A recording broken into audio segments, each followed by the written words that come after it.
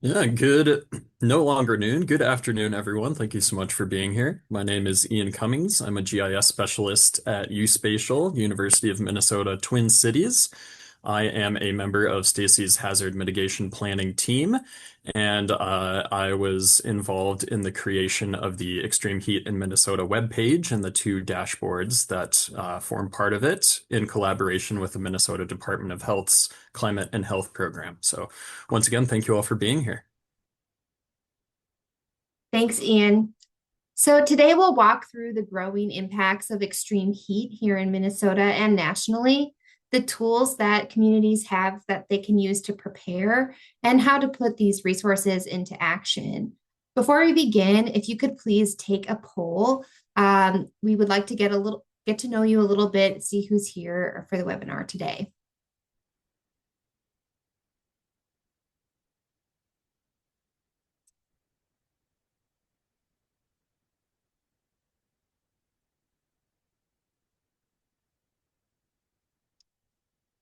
It doesn't seem like the poll is launched. Oh, there we go. Thanks, Stacy. Sorry about that. Got it That's now. okay. So, if you could just let us know a bit about what your role is. Are you an emergency manager? Do you work in public health, either for your city, county, or other area? Or are you more of a general jurisdictional representative? Or did we not guess right and you're someone else? Just let us know.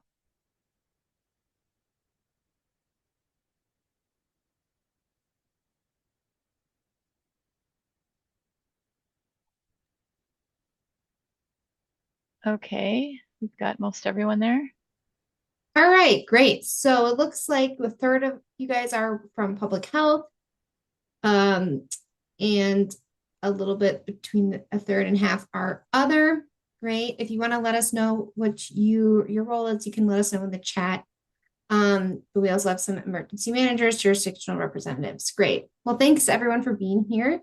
And we are going to hold questions till the end, but if you want to go ahead and add them to the chat, then we will know ahead of time and be able to prepare for answering questions.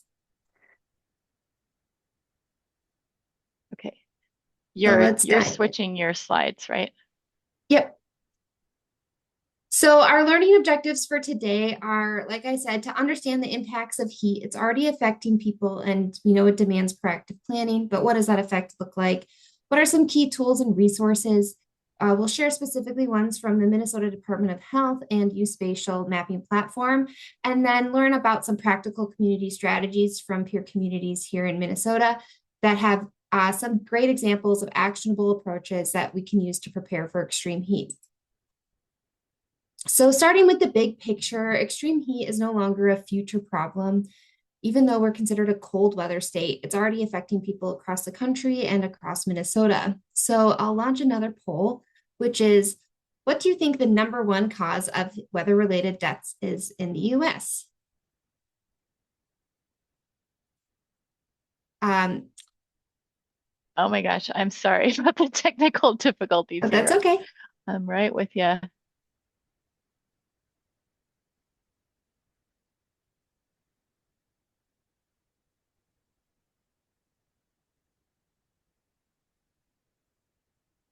So, we have between heat, flooding, and rip currents.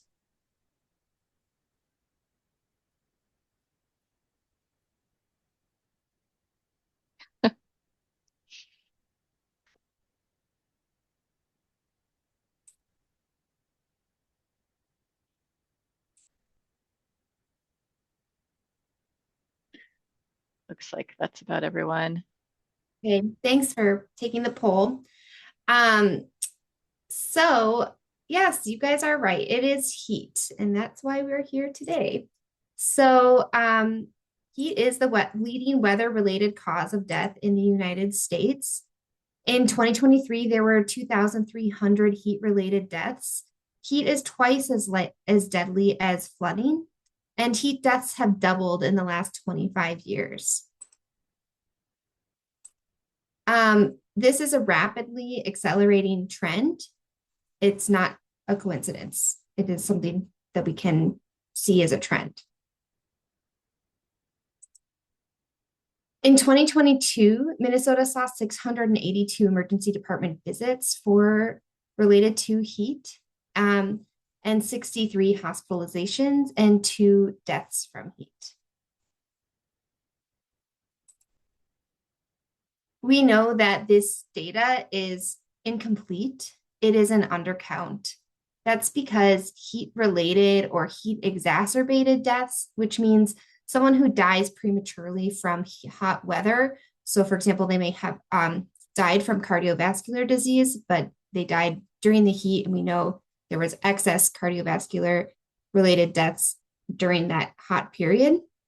Those excess deaths are not counted nationally, nor are they counted in Minnesota. And this is due to inconsistencies in how heat-related deaths are recorded and reported.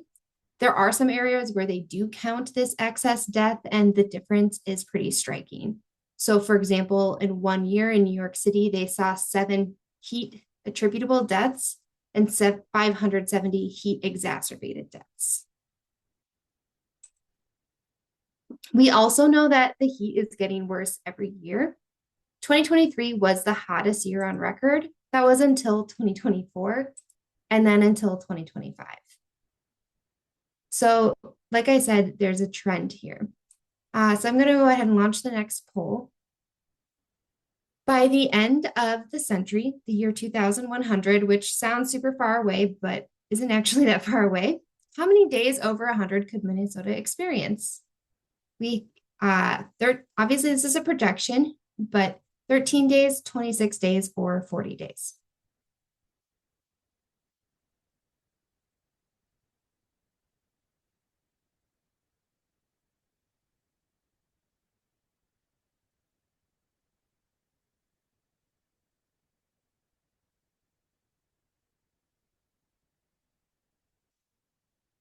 All right, it's a close tie between 26 and 40 days, but you guys were right. It is 40 days.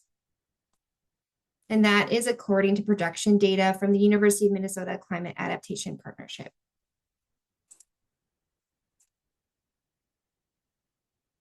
So the projected heat index, this map shows the projected maximum heat index, which we'll define heat index a little bit later, but it's a mixture of temperature and humidity for the middle of the century, so 2045 to 2054.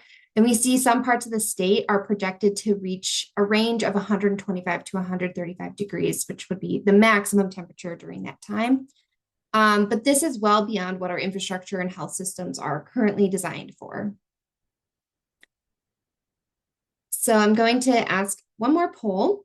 Thanks for participating in these, trying to make it a little bit more interactive for you all. So who is most likely to visit the emergency department for heat-related illness in Minnesota? We have children under 5, men over 65, men 15 to 34, or people in the metro area.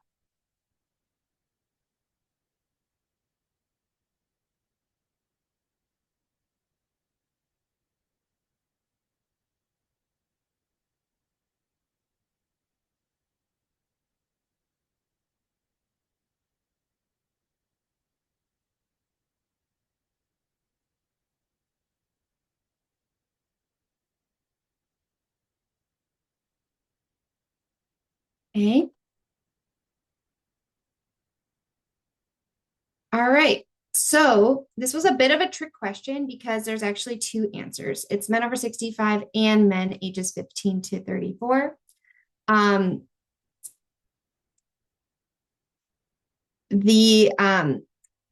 Over 5 years, so from 2018 to 2022, there were 772 heat-related emergency department visits.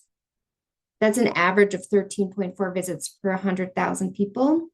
However, in men age 65 and men age 15 to 34, we see a consistently higher rate. So men age 65 and over was about 90% higher, and 15 to 34 was about 58% higher than the average. However, the difference between these 2 groups over 5 years isn't statistically significant. So one isn't statistically significantly higher than the other. They are roughly about the same. So over time, the rate has been about the same, making them both kind of equally the highest groups. And this is from Minnesota Hospital Association data. And this might surprise some people, but the third most likely group to go to the emergency department visit for heat-related illness are those who live in the greater Minnesota area.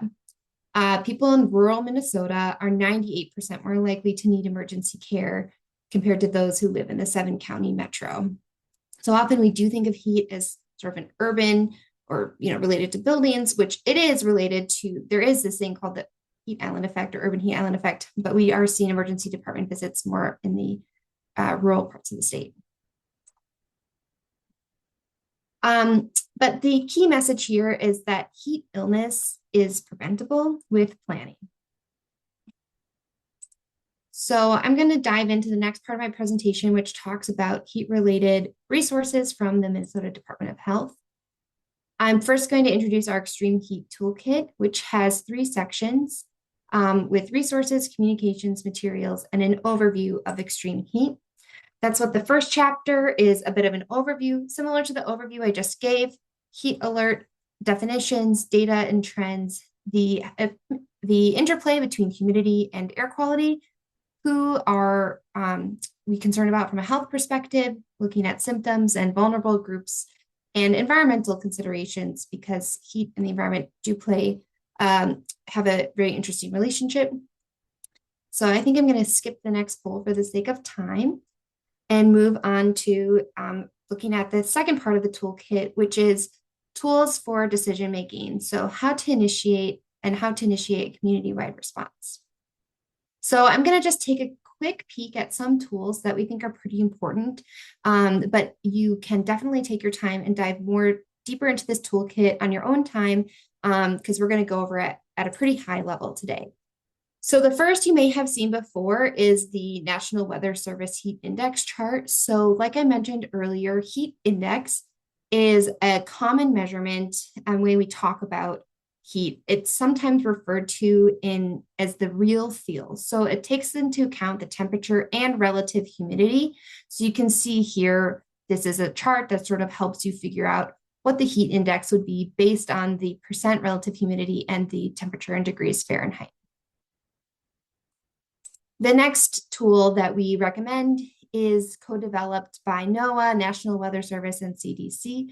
It's called the Heat Risk Tool, and it provides more of a nuanced assessment of heat related to health risks for different community groups.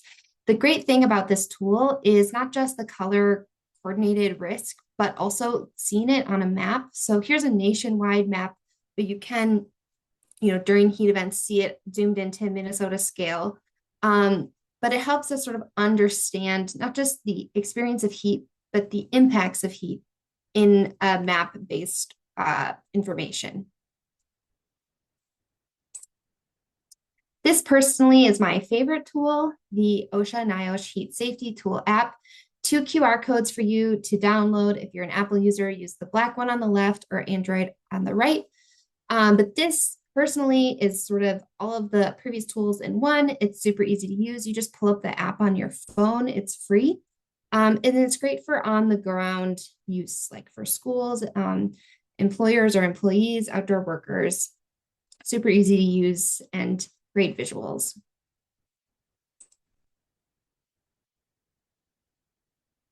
Oops. So we have another tool, another poll. So when it's 87 degrees in Fahrenheit with 40% humidity, the Minnesota State High School League recommends the following rest and break guidelines. So we have, and this is, a knowledge question. You're not expected to know this in advance, but just sort of trying to pique your interest in this tool. The maximum practice time of 1 hour and 20 minutes, or with 20 minutes rest. Do they issue a caution for intense or prolonged exercise, or do they say resume normal activities? So 87 degrees Fahrenheit with 40% humidity. What does the Minnesota State High School League recommend?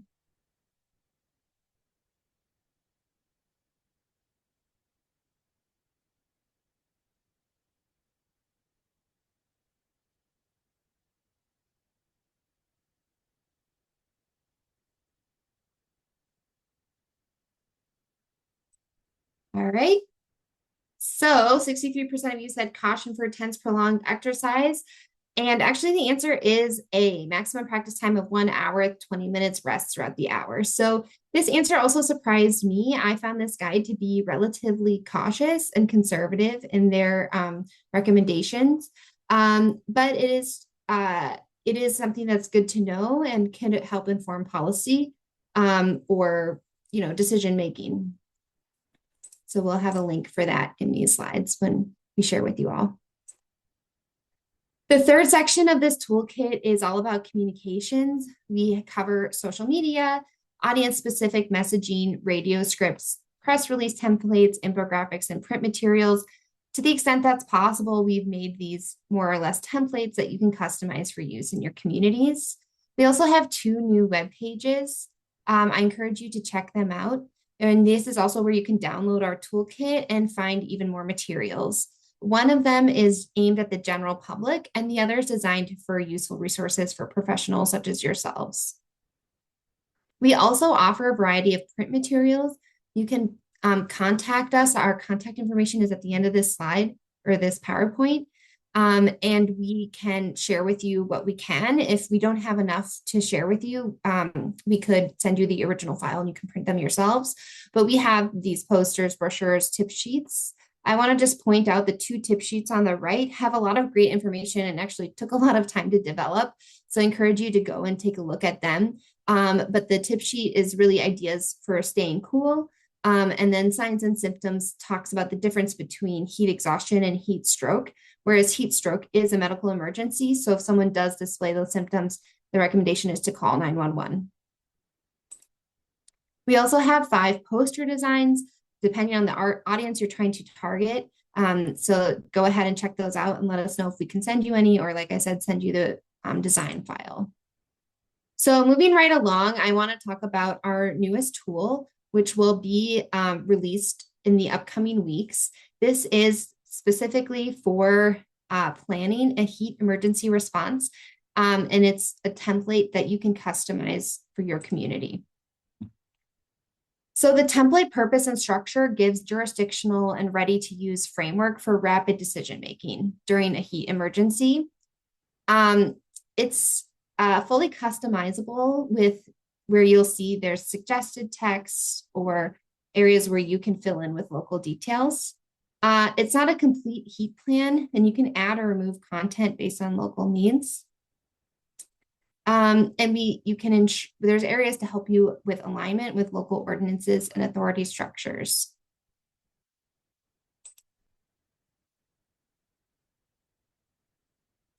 We also have a key sections where you can customize depending on your needs. So for example, in pre-planning, we help you identify key contributors, such as emergency managers, public health, law enforcement, utilities, and add their 24/7 contact information.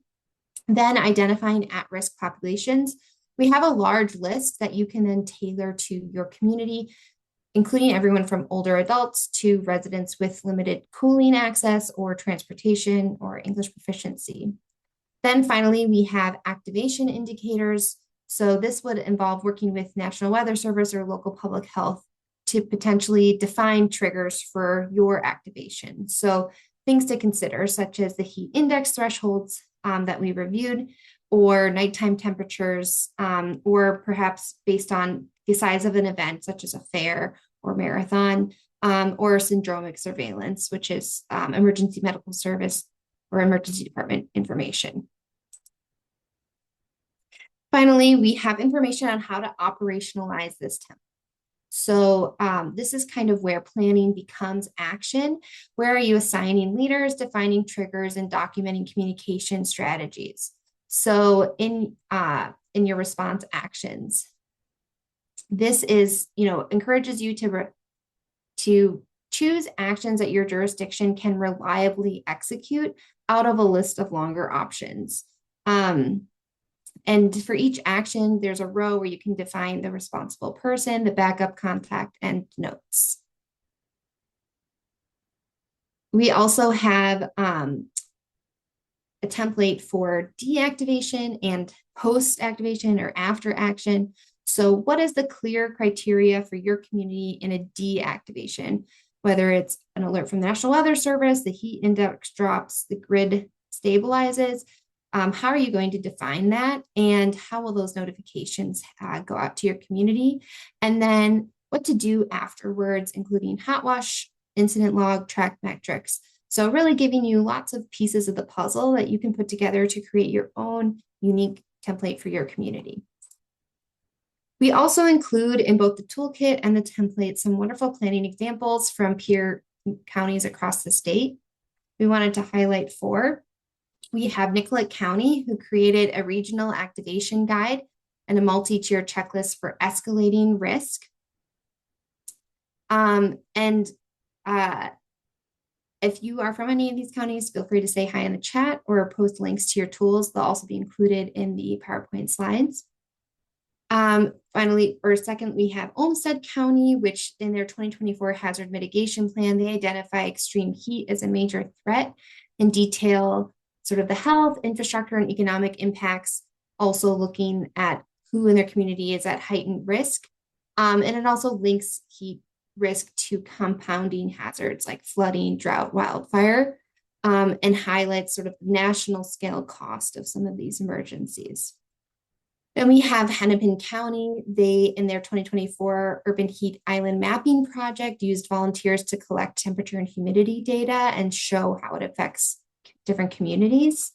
And so we have a link to learn more about that there, including a video that they did. They also created an interactive cooling center map, which you can see as well. And then we have Ramsey County, which conducted a heat island study. The results you can find online, and then also currently are conducting a heat adaptation study. So if you live in Ramsey County, you can go ahead and take that today, and we'll make sure you get the link for that. So that concludes my portion of the presentation. This is, I'm Hannah Siegel, but we are giving you the contact information for the director of the Climate and Health Program, Kristen Robb. So any follow-up information or questions, we're always happy to chat. Please reach out to us. Don't be shy. We want you to see us as a partner in using and applying these tools in your community. So next, I'm going to pass the mic to my co-presenter, Ian, to talk about U-Spatial's Heat and Health Interactive Map. Great. Thank you so much, Hannah. Thanks, Ian. Right. Let's get this going here.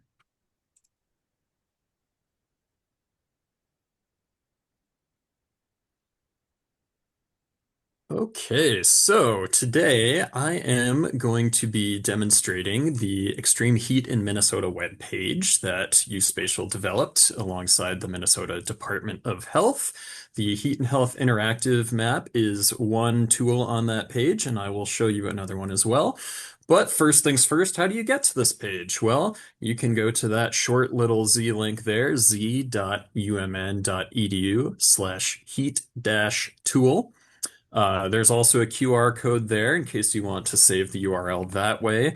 I honestly would not recommend visiting the site on mobile if you can avoid it. It tends to work much better on a laptop or desktop. But with that out of the way, let's take a look at how the page actually looks. So when you first land here, you will see a definition of extreme heat.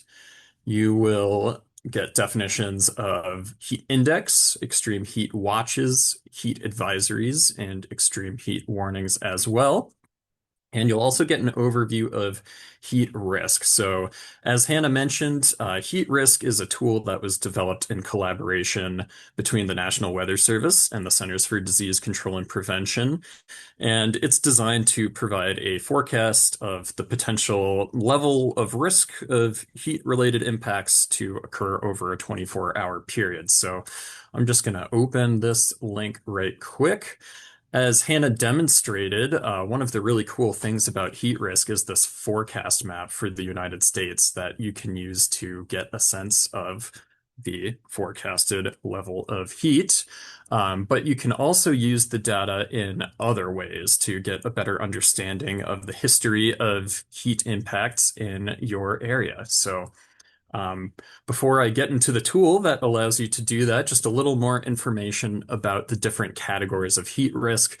There are several different ways that the National Weather Service refers to these categories. Sometimes they use the color, sometimes they use the number, sometimes they use this text here. But there are essentially 5 categories. The first category is little to no risk from expected heat. This yellow/minor category is essentially risk for extremely heat sensitive groups, but not to most people. Then there is the moderate category, which is a level of heat that's tolerated by many folks, but poses a greater risk to heat sensitive groups than, of course, a minor event would. And some transportation and health systems are affected. Next on the scale, we have major or red, and this is major risk to anyone who's exposed to the sun and or in a heat sensitive group. It affects anyone without effective cooling or adequate hydration, and impacts are likely in transportation, health, and utilities sectors. And finally, we have extreme heat risk events, and these are very rare, especially in Minnesota. And in these events, the entire population is at risk, and they are exceptionally dangerous for folks without adequate hydration and cooling. And they are multi-day events that offer little to no overnight relief from heat, and impacts are likely in most health systems, industries, and infrastructure. So that's just a brief overview. If you're interested in learning more about heat risk, I would highly recommend you visit the National Weather Service page here. They have this great tab called Understanding Heat Risk that kind of demystifies these categories and what impacts can be expected during these events. But with that said, how can we use heat risk to get a better sense of the history of heat events in an area? Well, we developed the Extreme Heat History in Minnesota dashboard to do just that. So this dashboard shows heat risk records between May and September from the years 2015 to 2025. So even though heat risk is a new metric, the National Weather Service is retroactively calculating heat risk data from weather stations that collect enough information for heat risk to be calculated. So there's a lot going on here in this dashboard. First off, we have a map with weather stations that report heat risk symbolized in red. We also have on the left side here a list of all of the weather stations that are visible in the current extent of the map with the heat risk data they have reported. And on the right side here, we have annual charts of daily heat risk data. It looks pretty intimidating, at least for me. I find that sometimes charts like these just kind of shut down my brain, but I'll have an example of how these can be used a little later, so hopefully they can be useful for you. But first thing I would recommend when using this tool is to come up to the top here and select your area of interest. So I am going to select Nobles County for today's demonstration. And you will see that the map zooms into the selected county. And now our list of stations reporting heat risk reflects only the stations that are visible in this map extent in and around Nobles County. So something important to note is that this list is sorted alphabetically by the stations that are visible in the extent. If you're interested in seeing, well, where is Canton Station actually? You can select the list here and the station in the list rather, and the station location will highlight within the map. And this daily heat risk annual graph, kind of hard to have a terminology for what this actually is, but it corresponds again to the first station that's listed here. So there are several ways that you can use this app. You know, if you are interested in taking a look at heat risk data for Southern Nobles County, you know, you can zoom in here and just get the data for these 2 stations in Iowa near the Nobles County border, as well as the one in Worthington, and you can go through the data that way.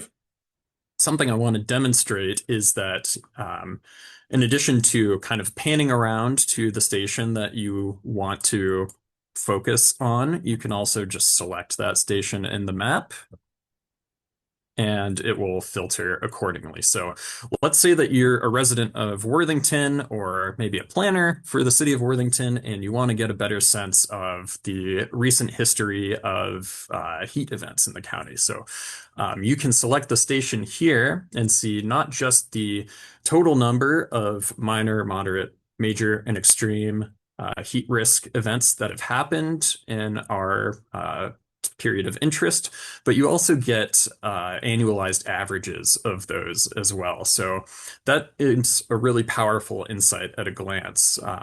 Given recent history, you can expect that on average in a given year, the area around this station will experience roughly 3 major heat risk days, which again are days with major risk to anyone who's exposed to the sun or in a heat sensitive group. So those are really valuable insights. And I also want to demonstrate how it looks when you select a station that has reported extreme heat risk, that really rare, incredibly serious sort of heat event. And it looks a little something like this. So you can see this Rock Rapids station here has reported extreme heat risk twice. And if a station has reported extreme heat risk, it will be listed, the dates of the extreme event will be listed here in the list. So if you're exploring the data, you might come across some extreme heat risk dates, and maybe you're thinking, I wonder just how bad June 2016 was if there were 2 extreme heat risk days. Well, if you're interested in taking a look at a particular year of data for a station, that is where this element on the right side comes into play. So you can switch between different years of data using these arrows here. And let's just go ahead and take a look at the year 2016, since that's the year this station reported 2 extreme events. So if you select this chart, it will open up in a new tab. And now you get a larger picture of an, I would argue, somewhat overwhelming chart, but I'll direct your attention to a particular portion that I think is really useful here. And that is these figures down here. These are the counts of all of the different heat risk days that that station reported in the given year, 2016 in this case. So again, those 2 events that we saw were in June 2016, and we can see here on this timeline with the purple, yes, indeed, there are the extreme events. And by taking a look at this, we can see that from about mid-June to the start of July, this station reported at least minor heat risk every single day. And in addition to those extreme heat risk events, you also had moderate and major in close proximity. So if through exploring the dashboard, you were interested in taking a closer look at a period of time, or maybe you just want to kind of test your recollection of, was the summer of 2020 in this area actually as hot as I remember? What do those data look like? You can do that in this map here. So in the interest of time, I'm not going to spend too much time on the other 2 tabs here, but essentially this tab displays average daily maximum temperature in the state of Minnesota. Again, it zoomed into Nobles County because we selected it. But if you're curious, what exactly is this bar right here, this temperature range? What does that correspond to? You can select it in the map, and it will let you know that most of Nobles County falls within this historical July average temperature range. Conversely, if you're just looking at the map and you want to see, well, what part of the state has this really low average daily maximum temperature, you may guess it is the very edge of Cook County, but you can filter the data that way. And last thing to touch on here in this heat history dashboard is the weather stations tab. So just like the heat risk tab, you see weather stations on the map, but the purpose of this tab is to give you data on actually the highest recorded temperature of the particular station. This also provides you the dates that temperature was recorded, and it also gives you a count of days the station has reported that equal or exceed 90 degrees, as well as an annualized average for that too. So, the Extreme Heat History Dashboard provides powerful insights into the history of heat events as well as risk broadly for your area of interest. But if you want to learn more about factors and populations that make your area more at risk, you can use this heat and health interactive map. I would say this is kind of the meat of this page here. So, this map includes 22 different variables across 5 categories. Those are represented in the tabs at the bottom here. Those categories are climate projections, exposure, health, sociodemographics, and socioeconomics. And these 22 variables all contribute to an area's susceptibility to the impacts of extreme heat events. The variables were selected by our U-Spatial Minnesota Department of Health team after a literature review. Some of them are particularly at-risk populations. Others are kind of physical elements that might make heat more intense in an area.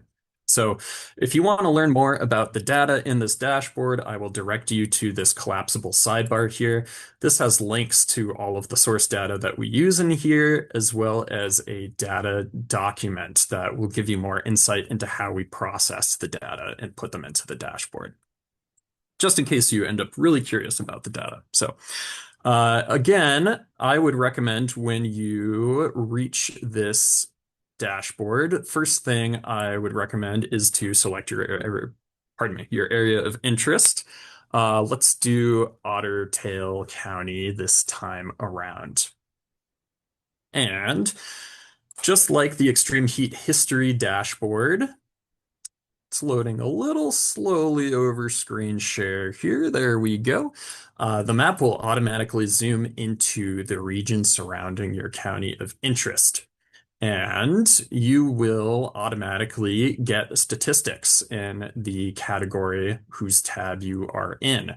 So here in climate projections, we have 3 variables that were derived from data from the University of Minnesota Climate Adaptation Partnership. Shout out to them. They do amazing stuff.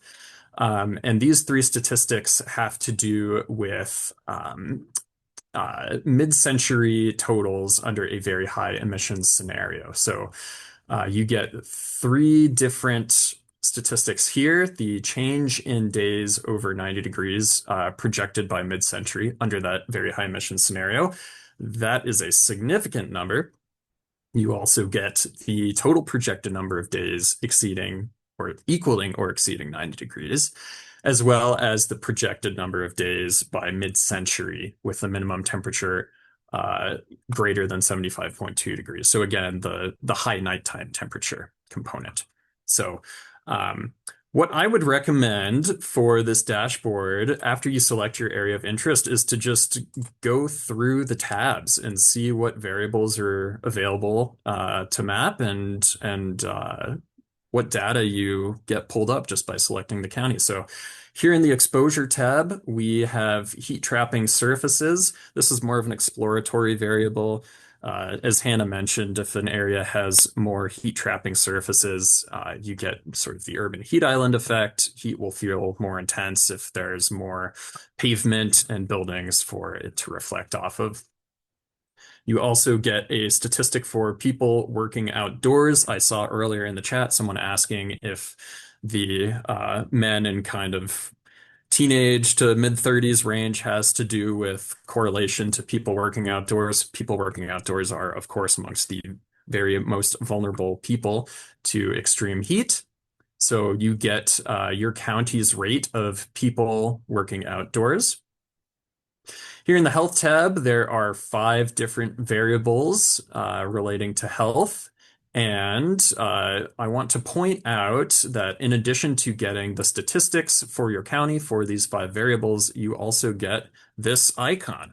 What does that mean? Well, this icon basically serves as a visual aid to understand how your county's rates compare to the rates of all other counties in the state of Minnesota. So Here in Otter Tail County, we see that for almost every health variable in this map, the county has amongst the highest rate of folks with those health conditions of any county in the state of Minnesota. So just at a glance, we can see that Otter Tail County has a relatively high degree of risk to extreme heat for people who have certain health conditions. If we click through to sociodemographics, we see now we have 5 new variables available. And the picture is a little bit less clear than it was in health. You know, people age 65 or older, the county has amongst the highest rates of that of any county in Minnesota. And they have amongst the lowest rates of people under age 5. So the picture of vulnerability for these sociodemographic variables is a little bit less uniform than it is with health, but still powerful insights there. And finally, in socioeconomics, we have 7 different variables that you can map. Uh, Again, the statistics are pulled up automatically for the county, and you can go through and see these statistics. For example, there are about 7.2% of households in the county that do not have a computing device. And just by looking at all of the statistics and the icons that appear with them, we can see that this county has, relative to all other counties in Minnesota, medium-high vulnerability to extreme heat events due to socioeconomic factors. So that is kind of the mechanism I would suggest to introduce yourself to this application at first, but it can do so much more than just offer statistics at the county level for all of these categories. There is census tract selection functionality as well. So let's say that rather than wanting to focus on the county as a whole, maybe you are an employee of the city of Fergus Falls and you want to get a better sense of people in the census tract containing the city who are vulnerable to extreme heat for health reasons. You can select that census tract on the map and it will pull up that census tract's statistics for these selected variables. So again, you get these icons in contrast to the county. When these icons are shown at the census tract level, this compares the statistics for the selected census tract to all other 1,500 census tracts in the state of Minnesota. So this particular census tract across all of these health variables has amongst the highest risk to extreme heat of any census tract in the state of Minnesota. And what's really cool is that you can also just easily compare the rates of the selected census tract to the county rates. So you can see that they have about the same rate of adults with a self-care disability. And you can see that even though the census tract is in the highest risk group when it comes to the portion of adults with COPD of any census tract in Minnesota, that rate is actually lower as compared to the rate for the county overall. So you can get really powerful insights just by selecting a census tract on the map and comparing those statistics. So again, a lot of different ways to use this app. I don't want to ramble on too long, but I want to kind of just give a quick sense of how I might go about using this application to get a sense of different areas within a county that have some of the highest risk to extreme heat across the different factors. And the way I would do that is simply just toggling these different variables. So you don't need to select a variable to map in order to get the statistic for that particular variable, but of course, if you want to map that variable, you can do so. By default, the first variable in the list here is the one that's mapped, but let's say you're interested in taking a look at how the rate of adults with diabetes varies at the census tract level across the county. You can see it does not vary a whole lot. Of course, we have a legend up here that gives you the precise class breaks for the different colors in the map. But to get a kind of quick sense of most vulnerable areas, honestly, I think a really powerful way to use this app is to just toggle through these variables and take a look at the spatial patterns that might emerge. So by doing that, something that I'm noticing is that this census tract right here looks to me to be in the highest vulnerability for all of these variables. And if we select it, sure enough, we see it does have amongst the highest vulnerability of any census tract in Minnesota. And if we're not super familiar with census tract geography, because who really is, you can always zoom in and see, okay, this is the census tract that contains Henning, Lyman, and Deer Creek in Otter Tail County. So we can say this census tract has amongst the highest susceptibility to extreme heat due to health factors. If we go to the sociodemographics tab, we can do the same process and just kind of click through the variables and see which census tracts appear to be in that highest vulnerability group.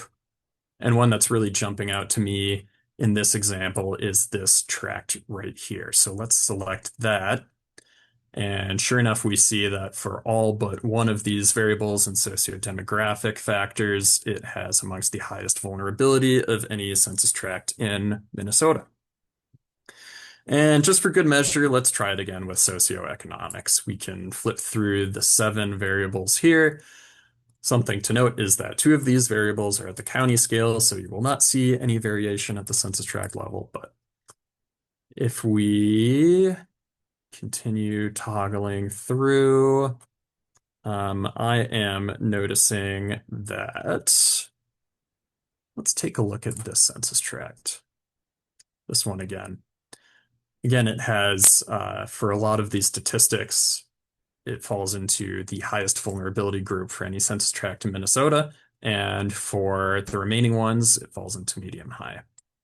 So we are running a little short on time, but one last thing I want to mention is that this tool can be used not just for assessing risk to extreme heat events, but just to kind of do research into specific geographies. Like maybe you're a planner that wants to research social isolation in a county, and you can kind of go through the tabs here and you can see, okay, so we can take a look at households where an elderly individual lives alone. That could be a component of social isolation. So you can explore kind of that rate across census tracts in the county. If you go into socioeconomics here, you can see households with no computing device is one of the variables here, and that could also well play into social isolation. So you can get more insights into the numbers of households that don't have computing devices, or I should say the portion of households that don't. So this is just an incredibly powerful tool that I could spend all day using, and I hope I have inspired you to do it as well. I think just by selecting a county and toggling between these tabs, you can get really powerful insights into the county's risk of extreme heat. But there are a lot of different ways to use this, and we hope that you can make good use of it. So just wrapping things up for the portion of prepared material here. The workflow for using the map, again, first of all, I recommend that you select your county of interest. Number 2, toggle through the dashboard tabs so that you can see which variables are included in each tab and also get a sense of the county's statistics of those variables. And finally, third step is just explore. You can map different variables. You can look at different census tracts within the county. Just have at it. Data is power, and you can definitely get lost in all of the data sometimes, but it is very important. So that is all I have. So with that, I think we can transition into the question and answer portion.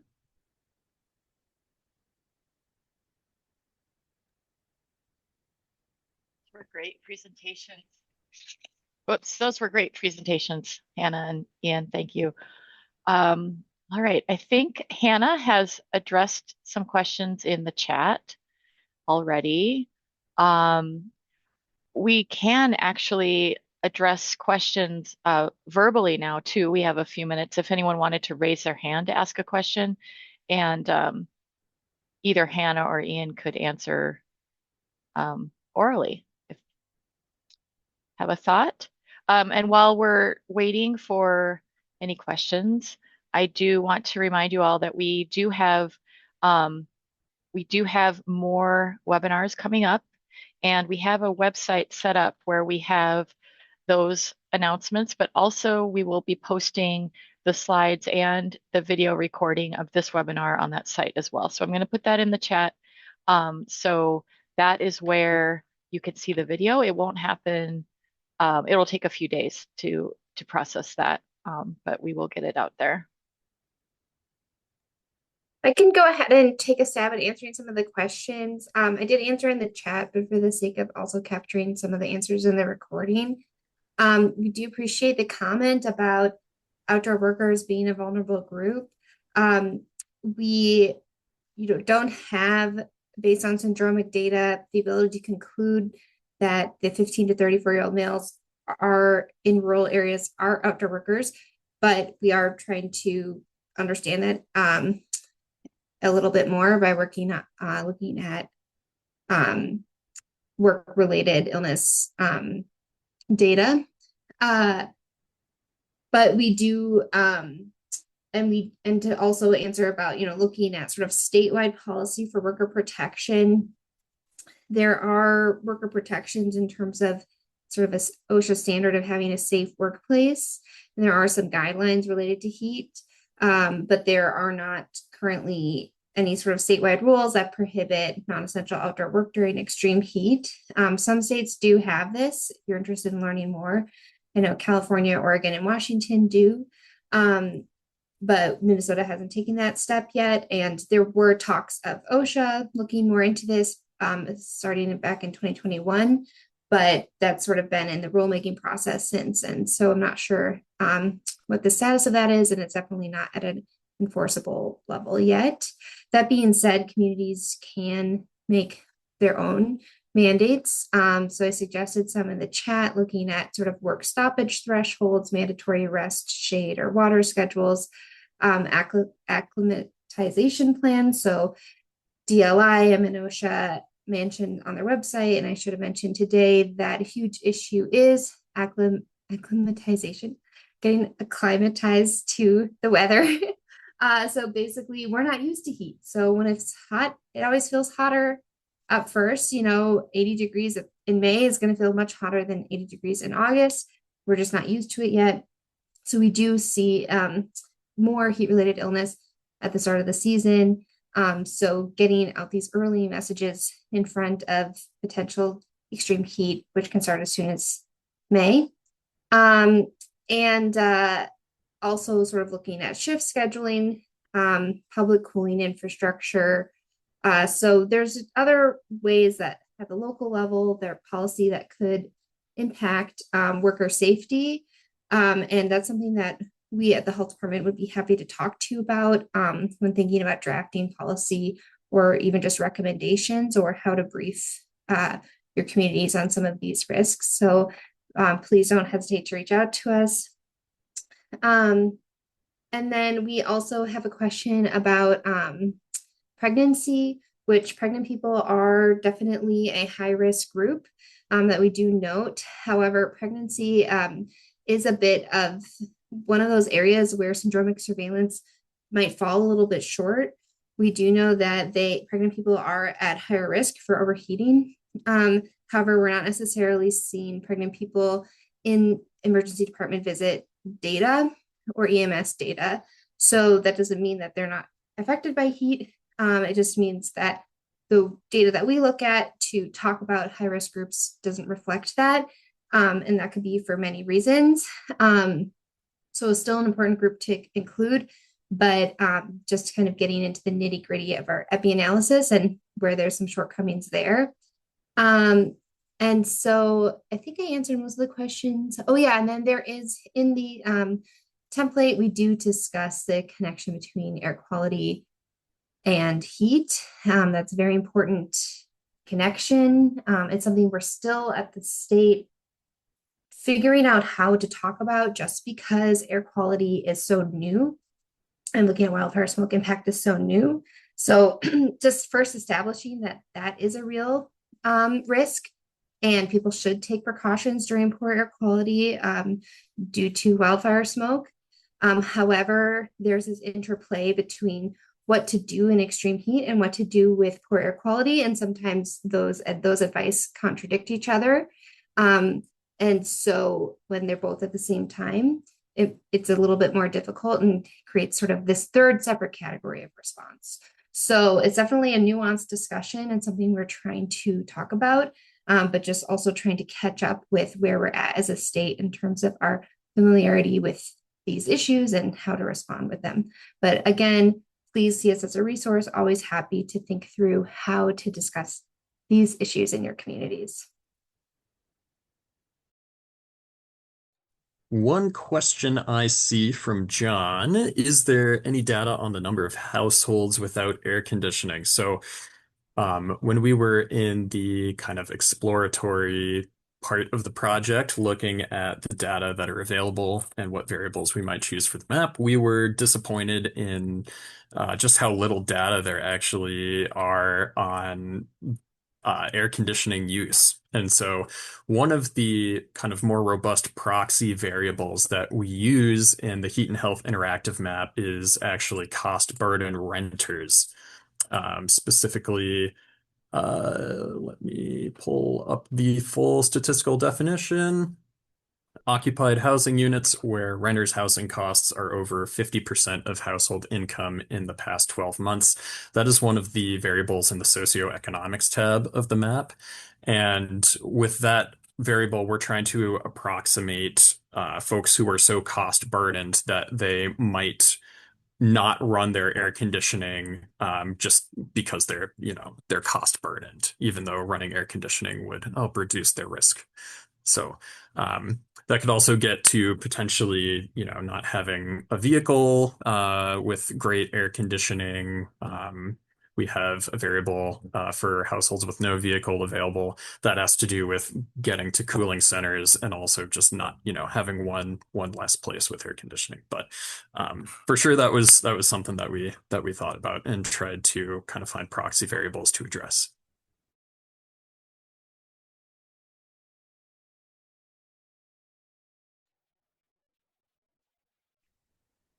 Great. Well, it is 1 o'clock, and thank you again, Ian and Hannah, and everyone for joining us today. And we look forward to working with you in the future on all these challenging conditions that we have in Minnesota. So thanks for attending.